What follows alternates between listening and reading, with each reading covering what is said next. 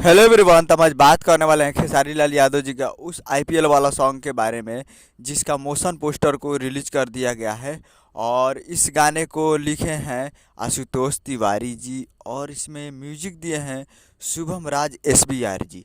और इसे गाए हैं खेसारी लाल यादव जी, जो कि आपको स्क्रीन के ऊपर दिखाई दे रहा है, जिसका मोशन पोस्टर आ चुका है। और ट्रेंडिंग स्टार के सुरूर में ये मोशन पोस्टर को रिलीज कर दिया गया है। और टाइटल है आ रहे हैं ट्रेंडिंग स्टार खेसारी, मचाने के लिए क्रिकेट खेला में बवाल, अब होगा धमाल जल्द। यानी बहुत ही जल्द इस गाने का टीजर आने वाला है और पोस्टर भी साथ साथ आएगा टीजर के। और अब ये हुई ना कुछ बात, ट्रेंडिंग स्टार खेसारी लाल ला रहे हैं क्रिकेट के दीवानों के लिए एक खास सौगात, तनी नज़र बनाए रखी। यानी नज़र बनाए रखी।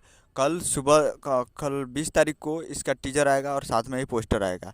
तो कल तैयारी का सारे गामा पे अभी मोशन पोस्टर रिलीज हो चुका है, सारे गामा हम भोजपुरी पे। तो जाइए और जाकर देखिए। मैं वीडियो से लगा चैनल से मिलते हैं अगले वीडियो में। जय हिंद, जय भोजपुरी।